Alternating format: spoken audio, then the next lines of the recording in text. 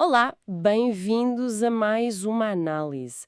Hoje vamos olhar para um artigo que gerou alguma conversa. Sim, é verdade. Chama-se Mário Soares, a adesão europeia e os revisionistas. Foi escrito por Porfírio Silva, que é deputado do PS, e saiu no Jornal Público. Uhum.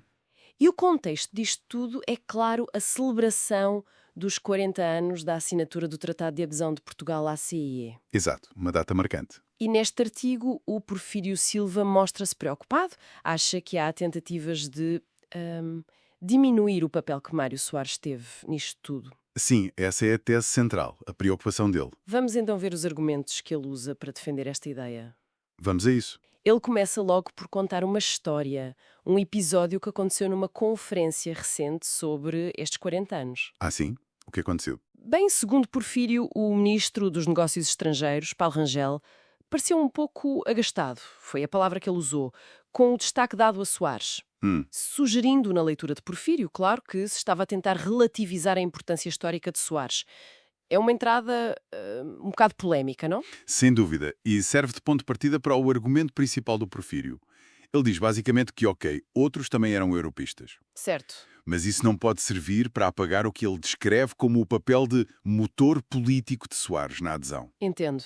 Portanto, a questão que ele levanta é mesmo sobre a memória histórica. Como é que atribuímos o devido relevo a cada figura?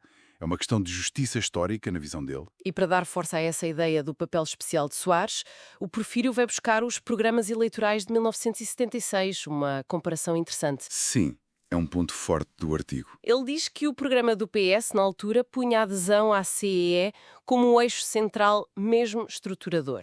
Uhum. E depois contrasta com o do PPD, o antigo PPD. Exato, o PPD que depois deu origem ao PSD. Segundo o Porfírio, esse programa dava muito pouca atenção ao tema. Ele até quantifica, diz menos de 20 palavras. Menos de 20 palavras, é mesmo muito pouco. Sim. E que o tema aparecia diluído, misturado com outras coisas, como as relações ibéricas, sem ser uma prioridade clara como no PS. E por que é que ele acha esta comparação tão importante? Bem, para Porfírio, isto mostra que Soares e o PS tiveram desde muito cedo uma visão muito clara e determinada sobre a Europa. Mais clara que outros, talvez. Exatamente, mais vincada do que outras forças políticas naquele momento logo a seguir à Revolução. É a maneira que ele encontra para dizer, olhem, Soares foi pioneiro nisto, teve um papel diferente. Mas o artigo não se foca só em 76, recua ainda mais, não é? Fala do percurso do Soares durante a ditadura. Sim, sim. O Porfírio faz questão de recordar isso. As ligações que Soares mantinha com líderes democráticos na Europa, os textos que escrevia lá fora, a participação em congressos socialistas, federalistas. Ele lembra que Soares, já em 1970, no Conselho da Europa e depois no programa do PS de 73, ligava o futuro de Portugal em democracia à Europa. Portanto, não foi uma ideia de última hora. Não, de todo. Porfírio até cita uma afirmação de Soares ao Le Monde em 1974 a dizer que a meta era a CEE. Ou seja, o argumento é que toda esta história, toda esta bagagem preparou Soares para ser a pessoa certa, no lugar certo para puxar pela adesão quando chegou ao governo. Precisamente, é essa a ideia, que foi este percurso que lhe deu a visão e a capacidade política para avançar com o processo. E contrasta isto, claro, com o isolamento do Estado Novo, o tal orgulhosamente sós. É um contraste forte.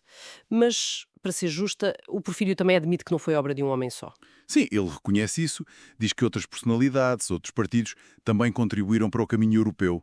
E que o governo que assinou o tratado não era só do PS. Exatamente.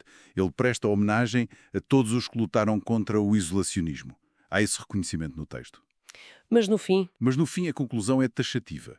Porfírio reafirma a convicção dele, com base em tudo o que expôs, que Mário Soares foi a figura decisiva e definidora. Ninguém mais teve esse papel, segundo ele. e é aí que ele volta à crítica inicial. Sim, e classifica as tentativas de diminuir esse papel como pequena e sectária. É uma afirmação forte para terminar. Portanto, resumindo, o artigo de Porfírio Silva é uma defesa muito convicta do legado de Mário Soares na adesão à Europa. Ele vê as críticas ou a relativização desse papel como um revisionismo histórico que não lhe parece justo. Exato. Fica a ideia de que é uma peça de argumentação forte em defesa de uma figura histórica num momento-chave.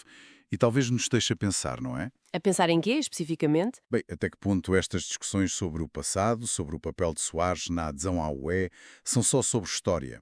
Ou se calhar refletem também as tensões atuais, as disputas sobre como construímos a nossa memória coletiva enquanto país?